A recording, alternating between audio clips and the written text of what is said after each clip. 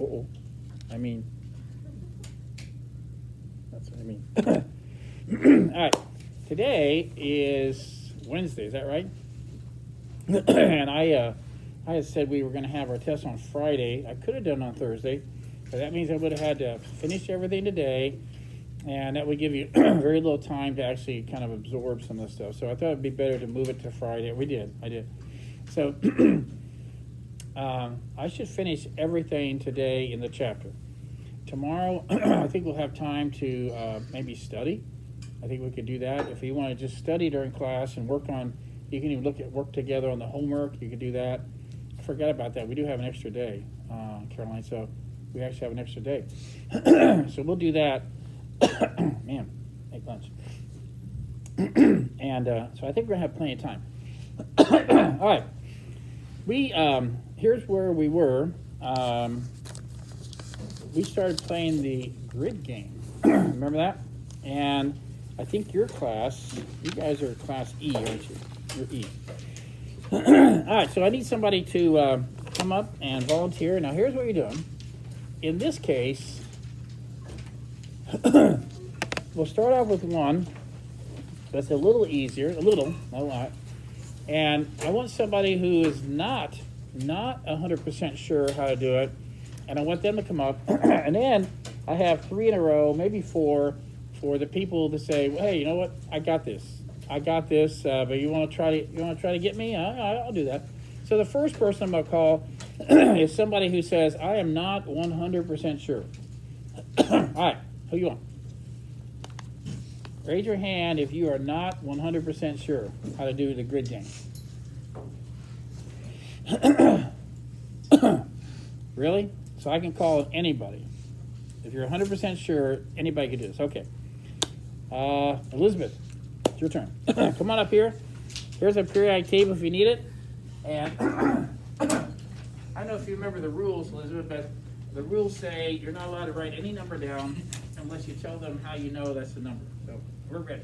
Okay. You're doing the one where it says U235 plus 2. Down at the bottom. Okay. All right. So the atomic number is 235. How do you know that? Or I mean the mass number is 235. Now, wait a minute.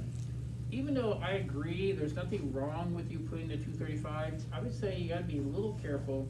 If you don't start with it always as first, you can get fooled. Now, I'll let you do that, but I would probably start with it always as first. Okay, so we start with the number of protons, which is in the atomic number. It's the same as the number of protons. And what's that? So it would be 92. Okay. Very good. And then now I'll do, or the always are done. And then I'll do the mass number Alright, there you is 235. Okay, and then the charge will be positive 2. Ooh. So I'm going to make the number of electrons 90. So the pluses are ahead by 2? Yes. Okay.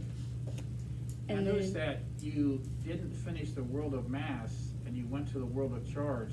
And can I tell you on the test, I wouldn't do that? Mhm. Because if you don't finish the world of mass, so you started the world of mass, didn't you? Yes. But you didn't finish it. No. You know how I know that? You did do neutrons. Yes. All right, so what do you think? So now I have to do 235 minus 92, All right, which I don't know what that is. 143. Okay. So that'll be the number of Does neutrons. everybody understand what I'm saying? Yes, I agree. If you really do understand it, you could do it anywhere you want. But I'm just careful. I'd be a little careful about people who don't finish the world of mass and then they get into the world of charge. Then all of a sudden you forget to do something. You forget to do the mass number or something like that. That's very good. Good job. All right, we're ready. Somebody who, I'll take a challenge. You want to raise your hand? Want to go? Go. Who wants to go? Somebody? Really? No. You can do it. See, if you're going to make a mistake, make it today. You get that? If you're going to make a mistake, make it now, and then you can fix it. All right. Look at that next one. It's fun. Okay, so the number of protons is also 1 Well, how do you know that? because of the atomic number. I know that the neutrons What now? Wait, the atomic number is what? atomic number is 1. Always? Yes. For any element? Well, for H, H? I don't see an H. well, it's because H has the atomic number of 1. Oh, it does? Yes. So why didn't you put an H there? Oh, so the always is include the symbol, the atomic number, and the number of protons. That's the three things you had to do with always. There you go. And then I know that the neutrons is 1 because the mass number is 2, and protons and the neutrons is the mass number. Okay. Are you done with the world of mass? Yeah. No. I'll put the 2 over here. All right. See that? So you have to finish the world of mass. Okay, next. And then the charge is 0, so you won't play anything. Okay. And how do you know? Wait. How do you know the charge is 0? Because you gave that there's, it's because there's nothing there. There's nothing where. Right there, Why? top right, Why? You wrote Because that there's- H. I didn't write that H. because there's no electrons. There are no electrons? Is that Yes. the only thing that has a charge? Yeah, So what charge does a neutron have? neutron, Huh? no charge, What if charge a proton have? positive. You told me there's no charge. There's no negative charge. But are there any positive charges? Yeah, How many? 1, Okay, so what if you have +1 and 0? What do you get? 1. Oh, see? Does Yeah. that make sense? Yeah. I'm glad you, I am glad you went up there. All right, next. All right, yes. All right. Is there a pen up there? Do I? Just pencil, just take a pencil.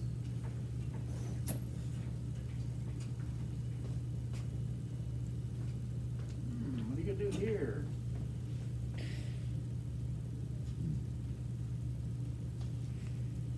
Well, you can't write anything until you tell everybody.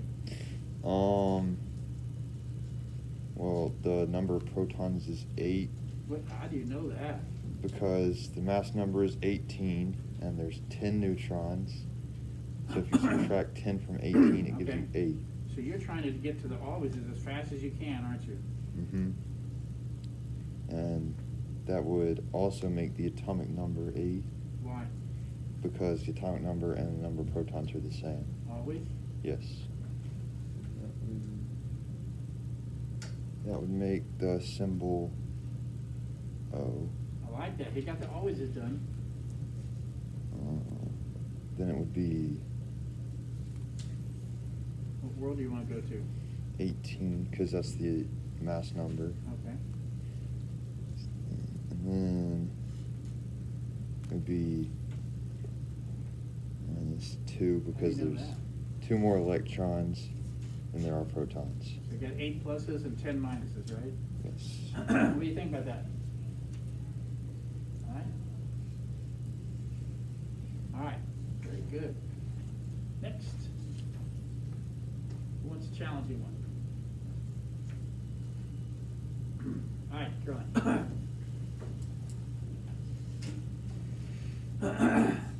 Again, this, you want to come up here. You want to see what you know or don't know. Now, I'm gonna give you 1 proton. That's all. Okay. 1 proton. That's all. So that's Nothing else. that's 1 proton. Okay. That's all. Great. All right, go ahead. That's protium, which is the hydrogen isotope that doesn't have any Wait, neutrons. a little bit louder so people hear. So you. that's 1 proton, that's protium, which is the hydrogen isotope with no neutrons. Ah. So the symbol is, What made you write an H here? because, or I guess 1 proton, so that was given. Okay. And the atomic number is the same as the number of protons. And the element with the atomic number of 1 is hydrogen. Always? Yes. Okay. And so it has one proton and no neutrons. So its mass number is 1. And so you put a 1 Oh, there. look at that, she finished the world of math. And then there is 1 electron, because that's what was on the diagram. Oh, but you assumed that I gave you Oh, protium. okay. I'm sorry? Oh, yeah, I did. It doesn't say protium, it says No, it says 1 proton. proton, that's all, Okay. that's all. So, How many electrons? oh, Look at it, look at the drawing. How many electrons do you see? No, not that oh, one. sorry. There's no electrons That's in the all right. drawing. I didn't give you any. Yeah, okay. So, See? See? A little trickier. and so Oh, look at that.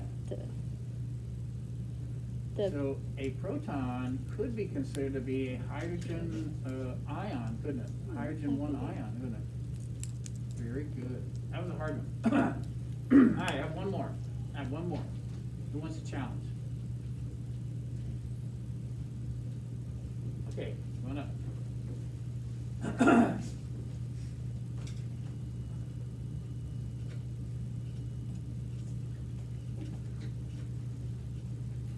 All right, in the book, they talked about this guy named Ernest Rutherford.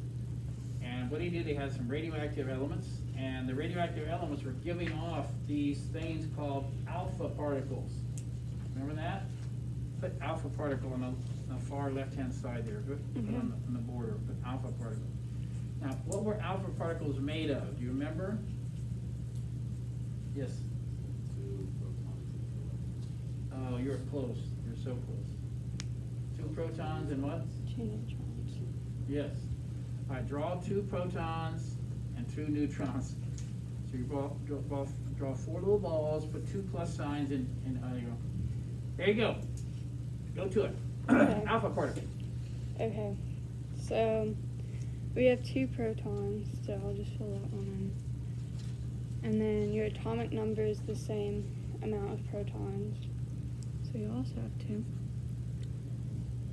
And then, because your atomic number is 2, your symbol will be helium. Okay, very good. And then it gives us the number of neutrons, so it'll be 2. And then to find the mass number, you would add protons and neutrons, and that would make it 4. You done with the world of mass yet? No. All right, look at that. I like that. And then you didn't give me any electrons. I didn't, did I? So it would be 0.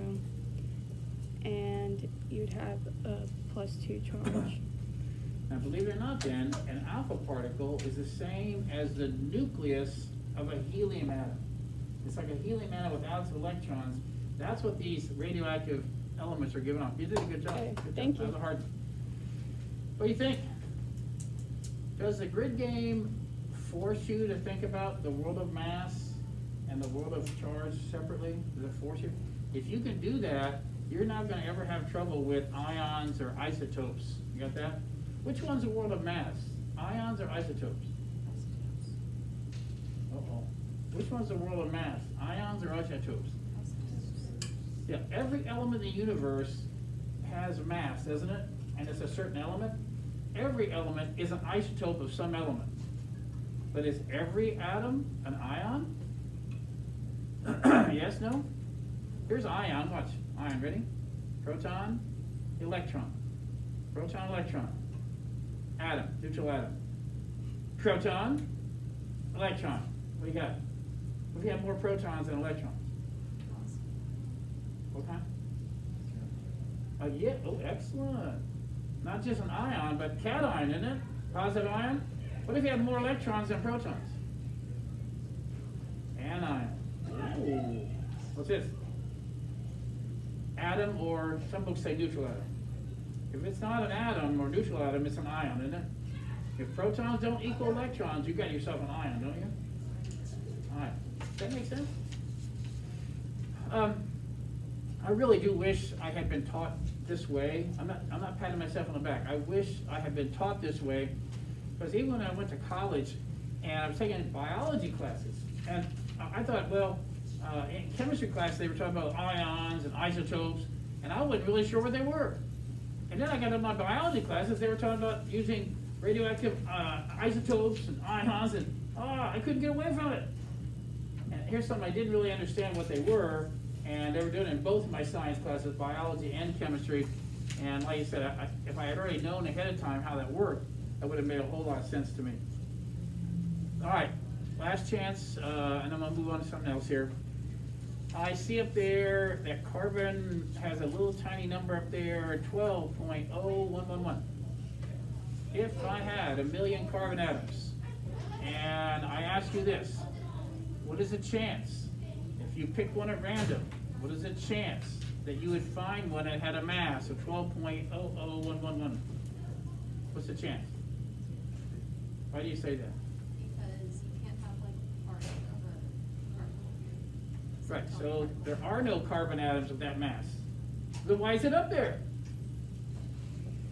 What's that number mean? It's the average of all the isotopes. Say it.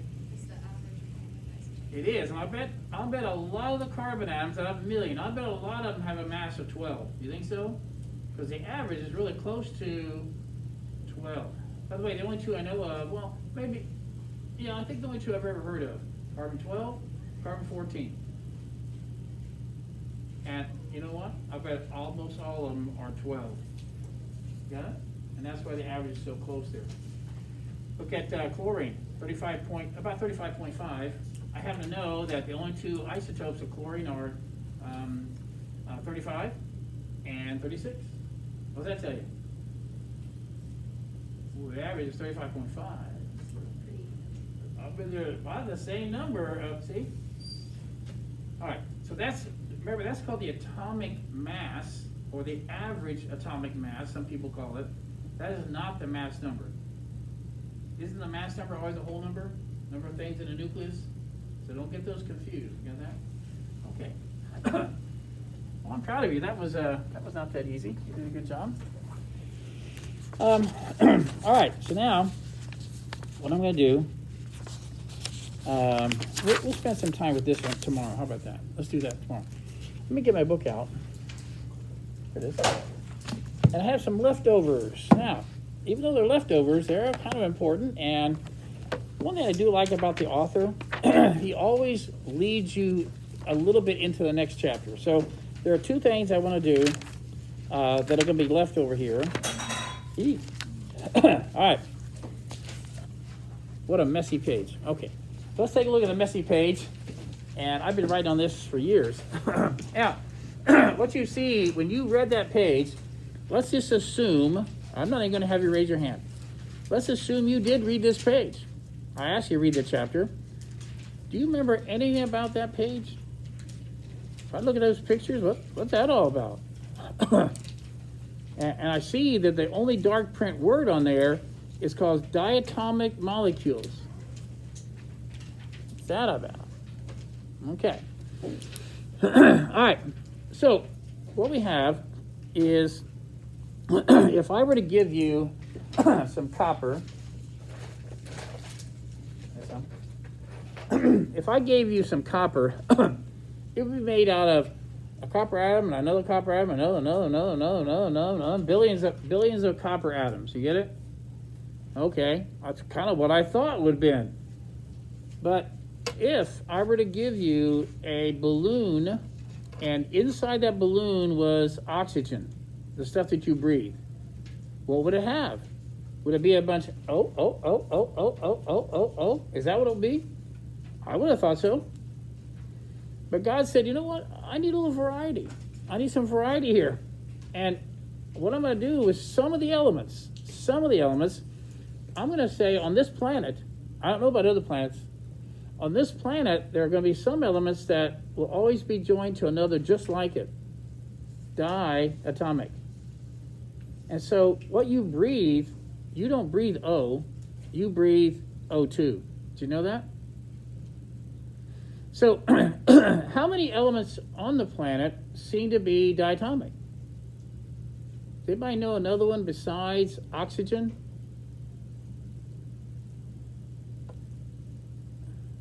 Can you glance at that page a little bit? Can you think of another element that is diatomic in nature? Anybody? I can't hear. Nitrogen. That's true. Another one? I want to make it easy for you, okay? It just so happens that of all the elements on the periodic table whose name end in gin are diatomic elements on this planet. So what are they? Oxygen, nitrogen, one more, hydrogen. All right. Now, we're not done yet. There's another group of them, and they're the ones whose last part of their name end in "ene." And the good news, they're all found in the same family. These are called groups or families. Everybody know that? These are called groups and families. These are called periods. These are called groups or families. What family end in "ene"? Oh, man. You guys are impressive today. The halogens, chlorine, fluorine, bromine, iodine. You get it? Now, so, did you know a lot of people don't even know what air is? Did you know that every time you take a breath, about 80% of the breath that goes into your lungs is N2, and about 20% is O2. See that? That's interesting. So you live in an ocean of N2 and O2 like that.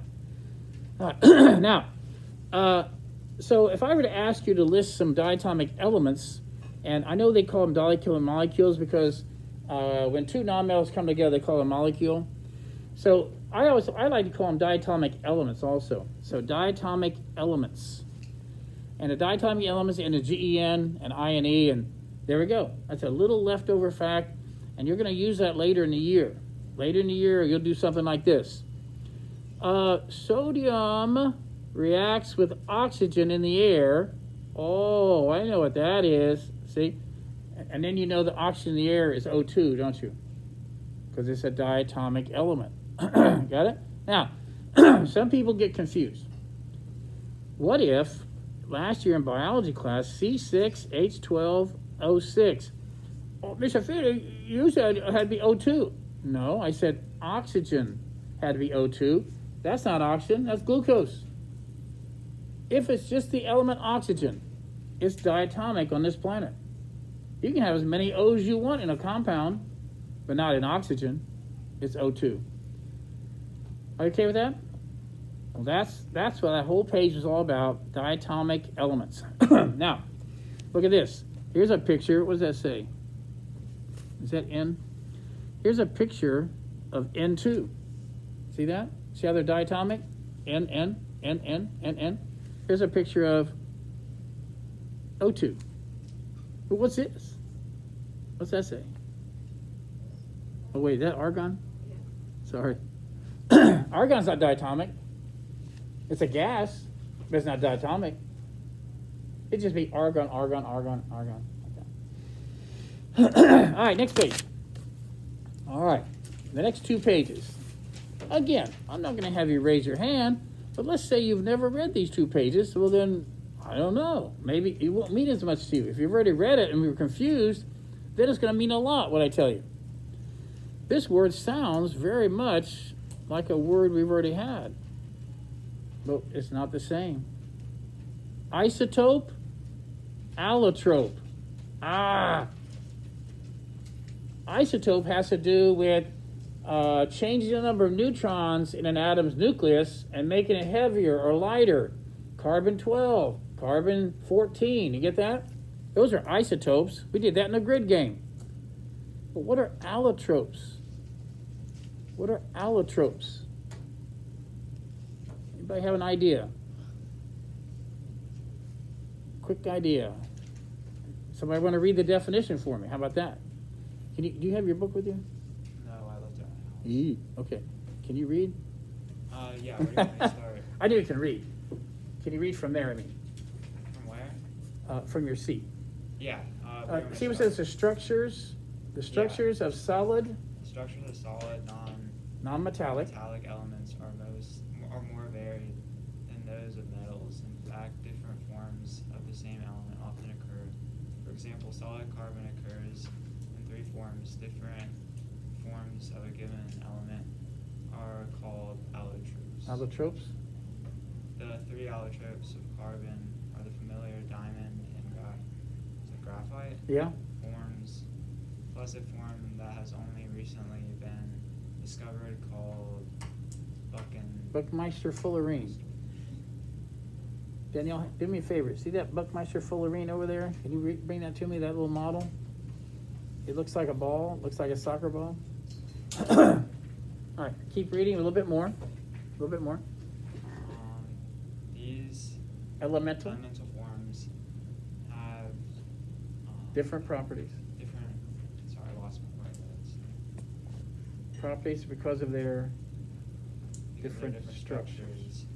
Diamond is the hardest natural substance known.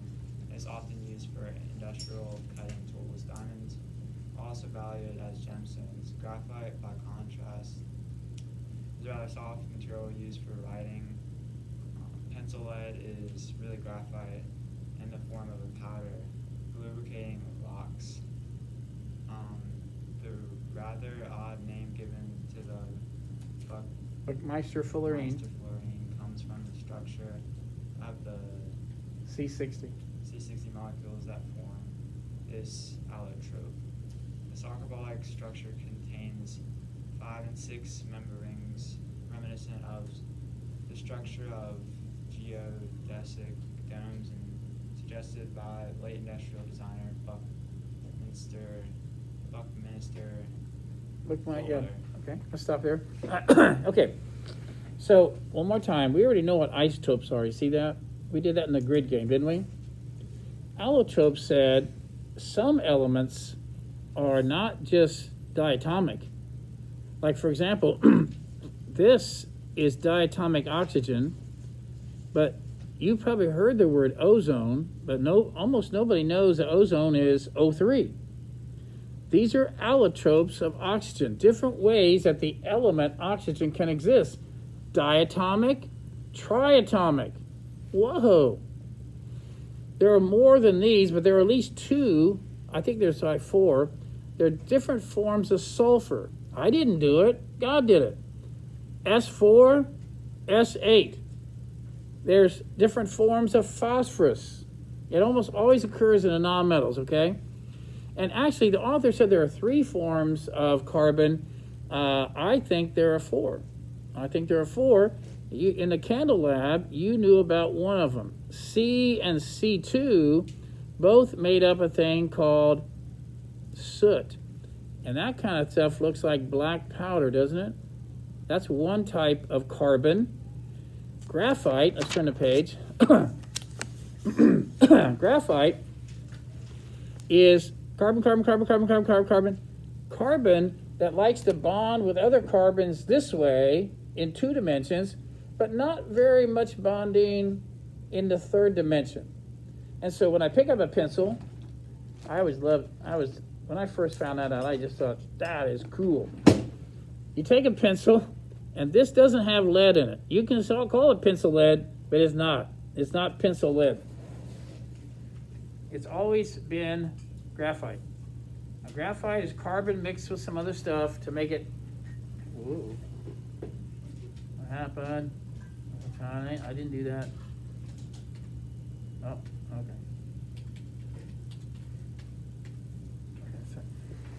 okay. So I happen to know this pencil has graphite in it, and the graphite is bonded really hard this way, but not very hard this way. So if I lay it on a piece of paper, watch. Slide,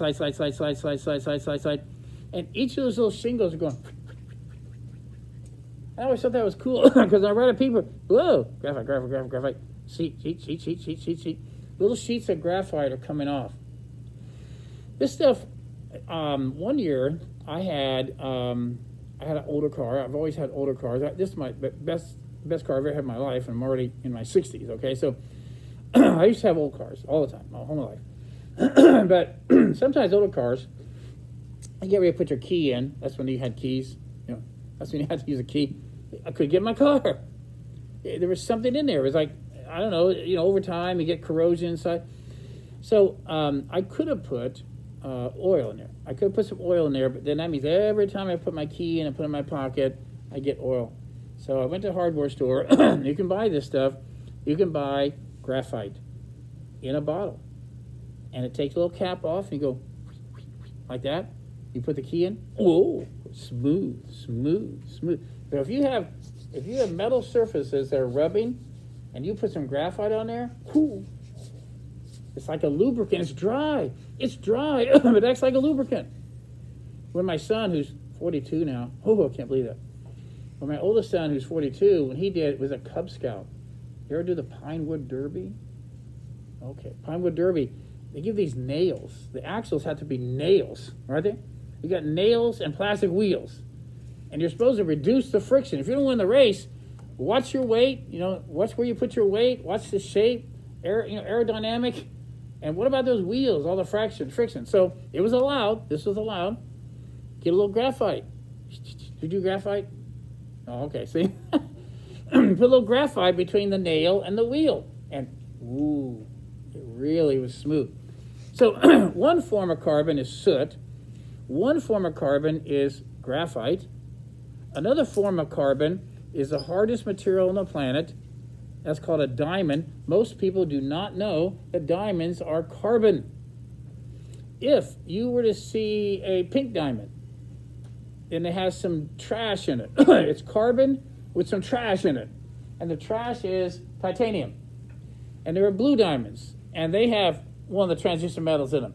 The transition metals are famous for making things have color.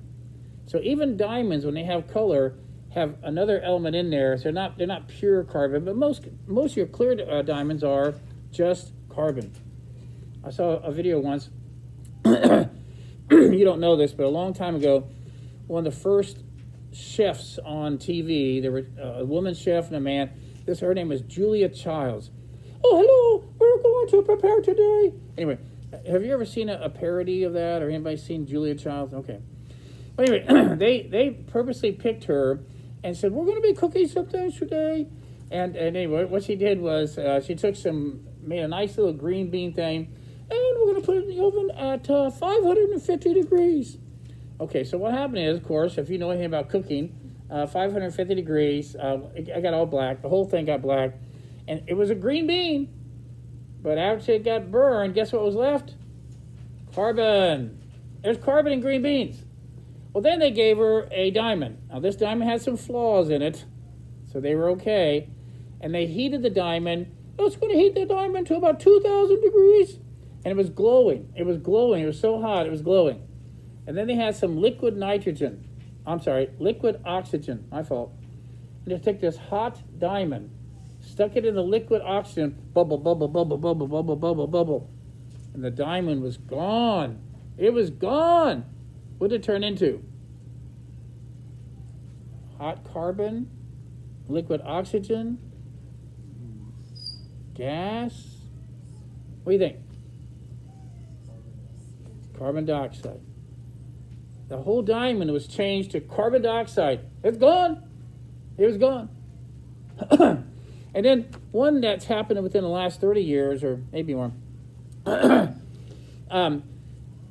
nanoscience, it's going to sound weird. Nanoscience is really big.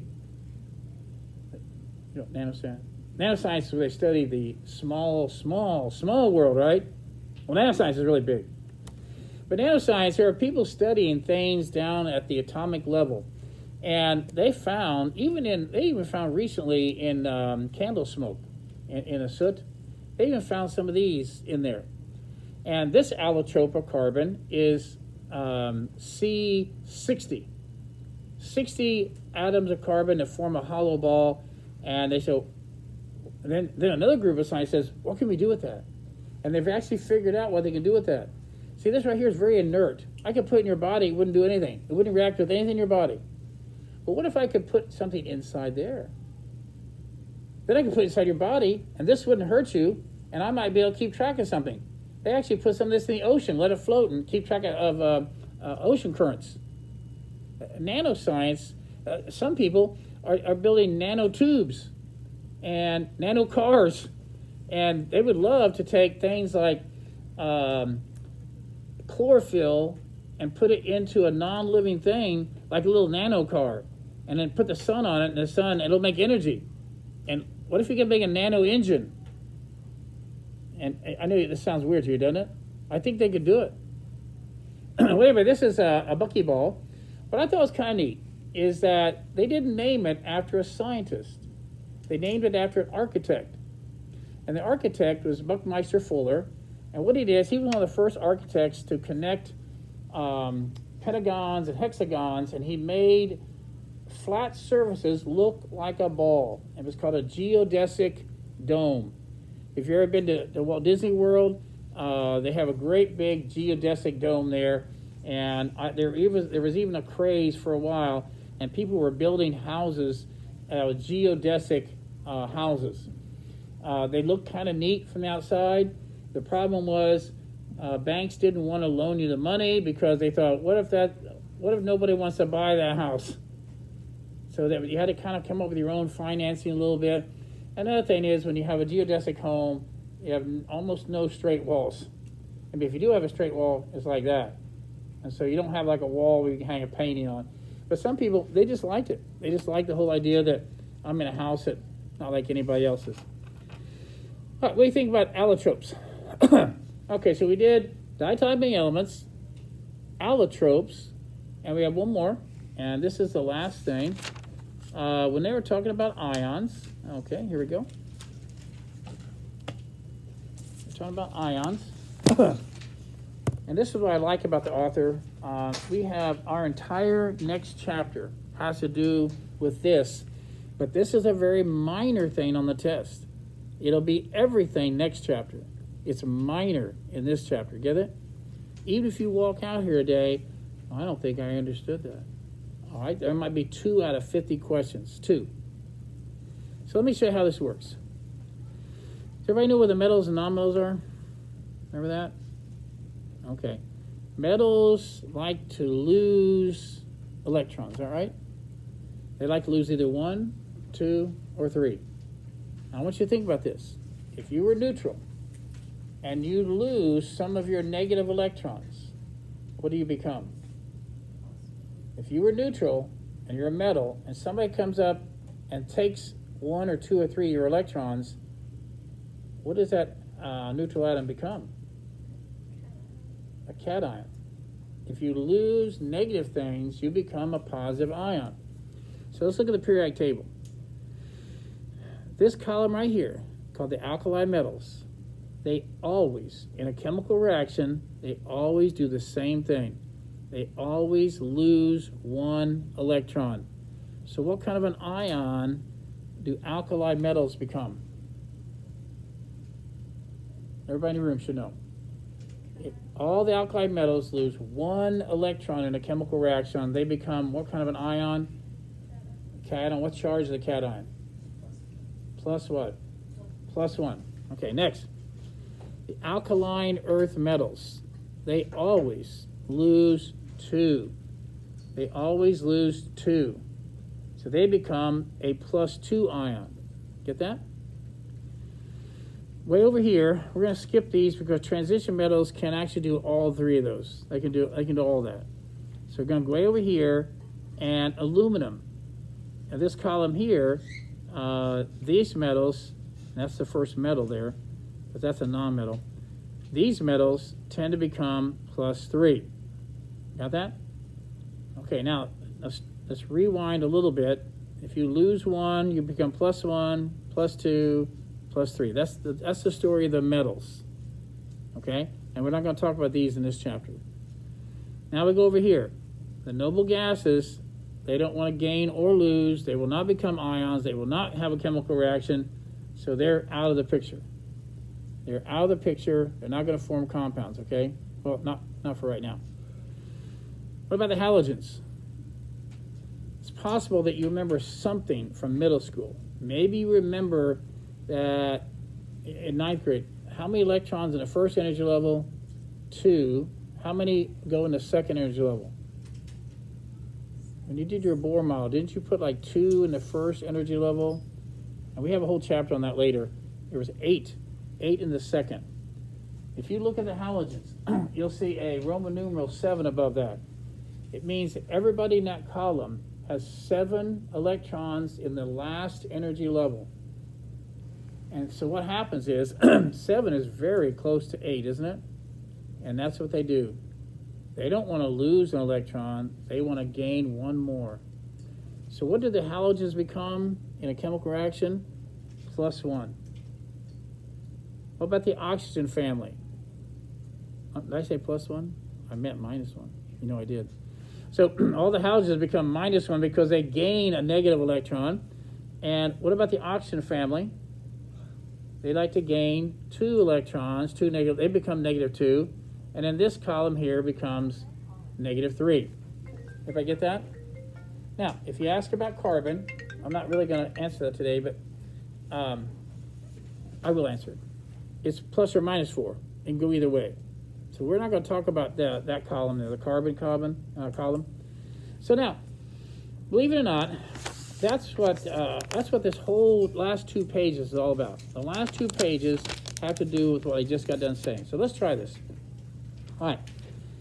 What would happen if I put sodium, the element sodium, in contact with the element chlorine?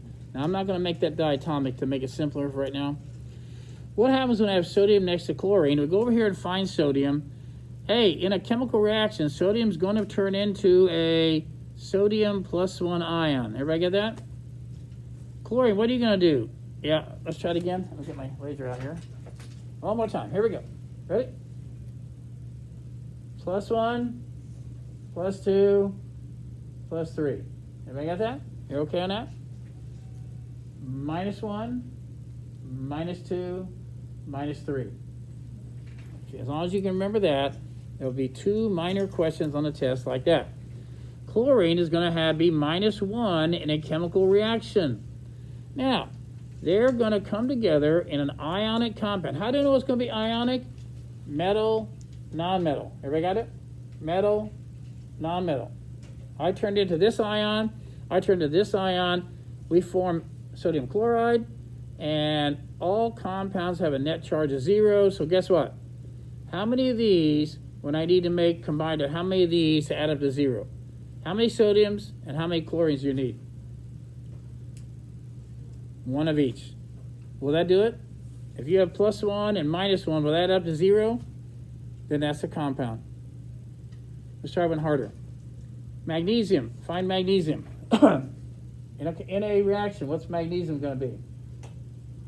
Not +1, but +2. By himself, magnesium will be +2. Now, let's combine it with chlorine. Chlorine, what's each chlorine going to be? -1. All right. Can you have a compound called MgCl? Will that add up to 0? No. How could you possibly make it add up to 0? Well, if you're +2 and I'm -1, I'd need another -1, wouldn't I? And so how many chlorines will combine with how many magnesiums? And the way you write the formula, Mg understood 1, Mg1, Cl2. That's the compound. Okay, let me give you the hardest one I can give you. How about that? Let me give you the hardest one to give you. Aluminum is going to react with oxygen. What's the most likely formula of the compound formed? Okay, you do it. Put it on your paper somewhere. Say aluminum is going to form a bond with oxygen to make a compound. And what's the most likely formula of a compound with aluminum and oxygen?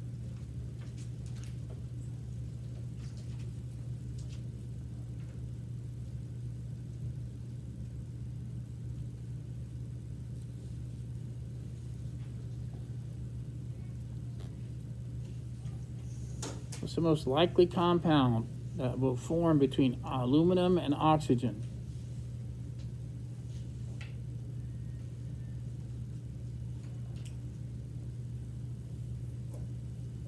All right, raise your hand if you're done. Not too many. Now, this is the first time that some of you have heard this, okay? I'm all right with that, and I'll explain it to you in just a minute.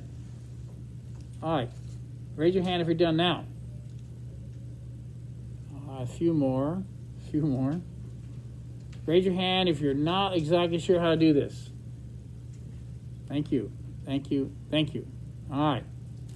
Well, let's find aluminum. Let's find aluminum on here. Aluminum's a metal, but he's not going to end up being +1. He's not going to end up being +2, but he would end up being what? +3. So let's put down aluminum and put +3 somewhere. Okay? And then, what is it going to come by with oxygen, right? Oxygen is not, that's nothing. Not -1, but -2. So I got this guy here. I got aluminum +3 and oxygen -2, and they have to add up to 0. So, I don't know. Give me another oxygen. Yeah, will that do it? Did that do it? Now it's +3 and -4. Give me another aluminum then. Is that going to do it? That's +6 and -4. But the fastest way to do that is, what number does 3 and 2, what's the smallest number in 3 and 2 go into evenly? 6. So give me, what times 3 gives you 6? Give me 2 of these and give me 3 of these. Let's try that. +6, -6. Final answer. I need how many aluminums? 2 aluminums, 3 oxygens. What is the compound aluminum oxide? It's called Al2O3. Al2O3. Now, even though that's very minor, our next chapter, I'll show you how to write all the formulas you can think of, and I'll show you how to name them and things like that. Yes? When you're writing these basic formulas, do you need to put the metal? Yeah, what I would do is I'd say, like, here's one. What's the most likely compound that would form between sodium and oxygen? You want to try that one? What's the most likely compound to form between sodium and oxygen? That's right. Sodium is going to have what charge in a compound?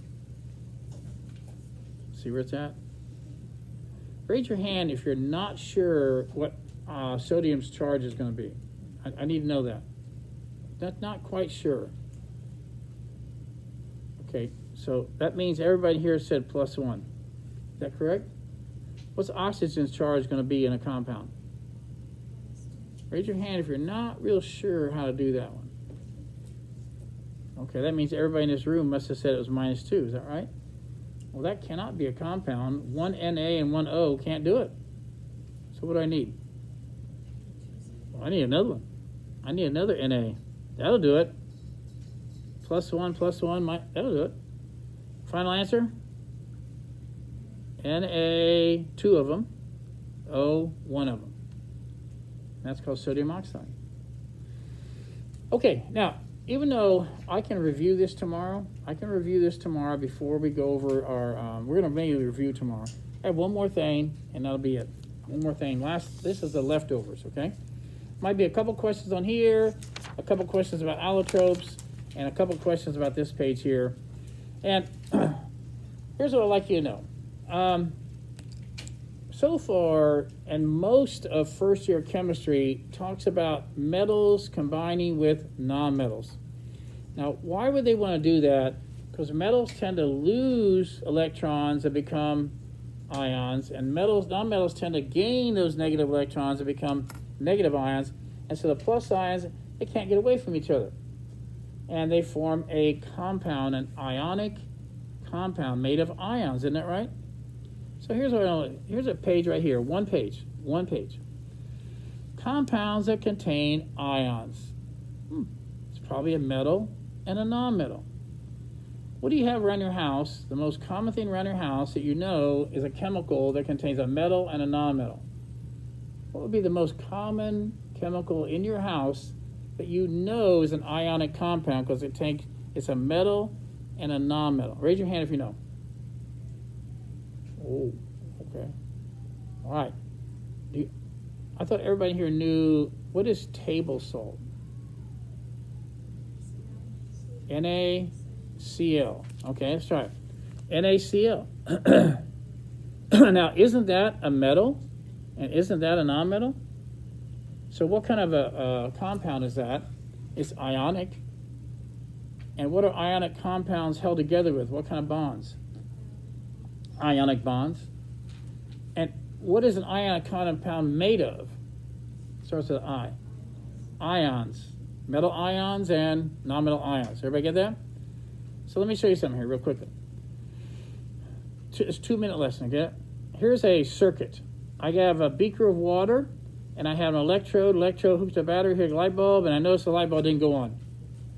Now, if I were to touch these two wires together, the light bulb will go on. But right now, it's not going on. So, would you say that this material is conducting electricity? No. It's called a non-electrolyte. It's a non-electrolyte. It will not conduct electricity. Pure water has only this in it. H2O. Watch. Non-metal, non-metal. Non-metal, non-metal. They don't form ionic compounds. They form covalent or molecular compounds. Now, that means they're not made of ions. They're not made of ions. So when you put them in water, well, this is water, there's nothing to conduct electricity. Pure water does not conduct electricity. What about tap water? What about the stuff that comes out of that faucet? Yeah, it's got lots of stuff in there. The city can't get rid of everything in the tap water. Matter of fact, they put things in there.